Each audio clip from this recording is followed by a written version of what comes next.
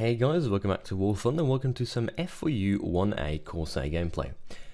Now, I've been playing this game for 2.5 years. I've had countless, thousands of matches in RB, but none quite like this one. It's every once in a while, you kind of sit down and you go through the request that I get, because I get countless of requests of aircraft to fly, and this one's on the list. I love the Corsairs. And it's not because they would perform well, because in my opinion they actually don't.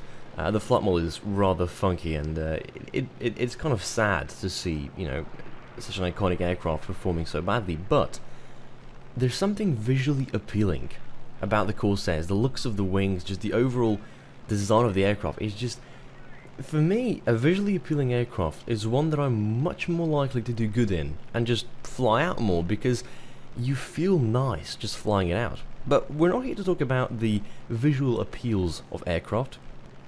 We're here to talk about this thing. Now, this is not just any F4U Corsair, this is the US Marine Corps version, and what that means is that, well, it doesn't mean much. It tells you absolutely nothing, but the aircraft doesn't have a tail hook. Okay, so that's a bad thing, right? You can't land on carriers. Well, in a way, that's only bad if you get onto Midway or Iwo Jima, but these maps are really rare, and for the majority of the time you'll be fighting Germans and Japanese on New Guinea. New Guinea. I mean, here's the issue for me. I'm in an aircraft that doesn't perform quite as it should. I'm flying against a Japanese team, which Japanese teams tend to be very good. We're on New Guinea. New Guinea is probably the worst map for the Allied team in the game, because the Japanese team gets an air spawn. And to add even a little bit more insult to injury, I'm flying on the Allied team. Now, what does that mean? You see, on New Guinea there's a pattern. All of people climb in a straight line. Basically, as soon as they take off from the airfield, they put the plane into a 15-degree climb and they just go straight. Now, this would work perfectly fine if the Japanese team didn't have an air spawn, but as they do, what happens is they usually meet the Allied team with an altitude advantage rather quickly. In other words, within 5 minutes, my entire team will be dead. And I know that, and there's really nothing I can do about it. Now, I am squatted up, and I've told my squad mates to fly with me, to go to the right, to kind of circle around the enemy team, and then when the enemy team's finished clubbing my teammates in the center of the map, we're going to be flying towards them and hopefully catch them off guard. Now, luckily for us, there is one more player who decided to stick with us rather than go with the bunch, and that is a Spitfire Mark IIb, this guy right here. Now, I still don't know if this guy just happened to have flown in our direction, or was perhaps thinking, oh, they're in a squad, they might do better.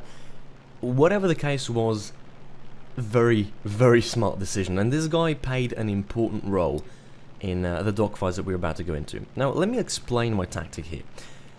I know for a fact that even if we side climb, we're most likely going to end up being below the Japanese team. But my point is, stay together. We're flying in a bunch, so there's 3 of us in the squad, and there's another Spitfire following us.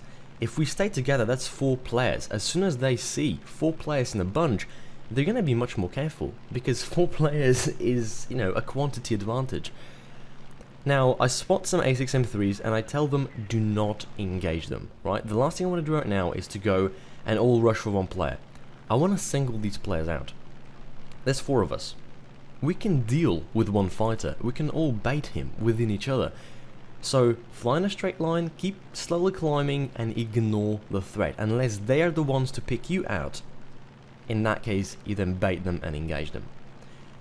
Now, the Spitfire is still following through, but a P-40 is stuck behind around about 4 kilometers, and that guy is going to be in a load of trouble. But right now, I can't worry about him. We have to stick together and get through this, because we're about to go into the hell of dogfighting. Now, at this point, I felt a little bit comfortable with the fact that we've able to separate 2 of these players out of the bunch, so it's about time that we start turning back around and engaging them. Now, the A6M3 has an altitude advantage, so I have to be extremely cautious about that guy. But I'm also a little bit scared about the Kai 61. I want to get that guy out of the area as soon as possible. So, we put smoke on. Now, you might be thinking, oh, yeah, you're being cocky again. That's exactly the point. We're going to be flying with smoke on for probably half of this match, and the entire reason is we want these Japanese pilots to go after us. I want them to think that they can get us. Now, this is the first biggest mistake I made. I go head on with this Kai 61. Luckily enough, he doesn't put any shots into me.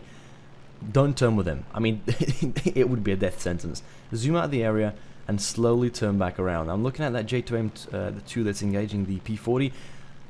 I'd love to help him out, but I need to eliminate these two guys here. They're a threat for my squad mates, they're a threat for the Spitfire. I need to get them out of this as soon as possible.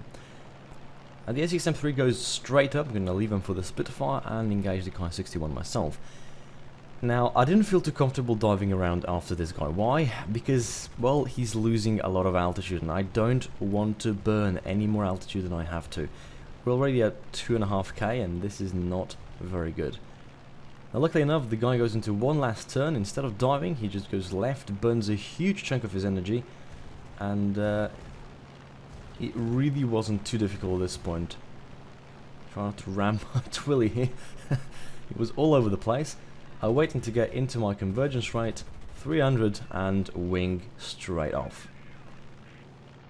Now, at this point, I thought, GG, I got a kill, it's all downhill from now. If you look at our team, well, there is no team. Like I said, 5 minutes into the match, everybody will be dead. Now, we're training the J2M2, and the J2M2 is a bit of a difficult aircraft to counter because it's a boom and zoomer on the Japanese team. You know, it's a little bit of a card switcher, so I want to get that guy out of the area as soon as possible. But we're flying into the sea of Japanese aircraft. Kai 44s, A6M3s, A6M2s, it's all there. And at this point, something in my head just said, Doom, it's time for suicide. And that's exactly what I'm about to do. I'm about to go ham on every single plane on this team. Boom! Kai 44 pilot sniped. J2M2's coming back around. Let's see. He's going head on with my teammate. He sets him on a fire. Brilliant. There's an F4U captured Corsair below me. No problem. Dive down. Boom! Left wing gone. Turn around. There's an A6M3 trying to make it back past me. No problem, mate. 50 cals of freedom coming your way. Boom! Right wing gone. The J2M2 is still training my teammates. There's another one behind me. I gotta get to this guy as soon as possible. He's going to split S. Split S isn't gonna save you from freedom. Boom! Set a fire. Come back from the dive. Split S'ing out. The J2M2 is a valid target, but the A6M2 has to be taken out first because he is at my altitude and he can get me if I go into a stall. Now, the A6M2 seems to be completely oblivious of what's going on. Get some hits on him, and as he tries to pass by, BAM! Fire! Go back into another split S, looking above. There's still the J2M2 in the area, so let's spot him. There he is. He seems to be going after our Spitfire friend. Nope, I'm not going to let you do that one. Spitfire's doing an excellent job baiting. He does get hit very hard right there. He's probably smoking radiator or engine fluid there. But he puts the J2M2 into a perfect position and BAM! Fireball, and the right wing is gone. At this point, my heart was out of the roof. I couldn't believe it. I mean, we just turned the entire match around in a minute. Incredible. It was absolutely incredible. 7 kills under the roof, and all we have to do now is engage the last remaining part. And look at my MGs. I still have 1,000 rounds left. I could spray and pay all over this. Now, regardless of my very advantageous situation, I really do not want to die to an A6M2 with 7 kills under the belt after after he's been killing ground targets for the entire game. I mean, it would just be a little bit too humiliating. Like, he tries putting up to me into a steep climb, no problem. I'm just going to bait him for my teammates. At this point, I was just hoping that one of my teammates could actually get himself a kill. I mean, I was feeling a little bit greedy in a way because I've been clubbing planes like crazy for the past minute, and they've managed to do nothing but bait. Set the guy on fire, and I'm thinking, well, that's it, right? But no, the Japanese pilot manages to put out that flame rather quickly. Okay, not a problem. I'm going to turn around here. I'm going to try to bait him for my teammate. Now, baiting as hard as I can. He just couldn't put the shots on target. Twilly swoops in. No luck for him either, so, well, don't mind, boys. I'll come in and finish him off myself. He's going to left-hand turn, smoking. That engine is slowly dying out. Really nothing this A6M2 could have done at the time. Boom. Right wing gone. Final kill to a spectacular match. It was a shocker. I mean, this was an absolute shocker. I couldn't believe what we managed to pull off. And I can't thank my teammates and that Spitfire. That Spitfire is the key role. If that Spitfire wasn't there, I tell you, this match wouldn't have ended as it did. So yeah, needless to say, I ended up first on my team. And really, I can't go on without saying how important it is to stick together. But sticking together doesn't mean flying and climbing where the rest of your team is going, because, hell, they might be wrong, you know? Maybe rushing in towards a Japanese team that has an altitude advantage might not be the smartest of moves. Wow. You know, in a way, I fell in love with this plane, but at the same time, I think I've burned out all the luck there ever was with this. Now, a little bit of post-analysis, to be honest, here.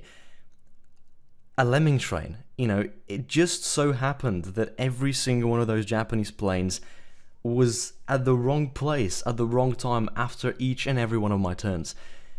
I guess every once in a while, a game like this has to be born.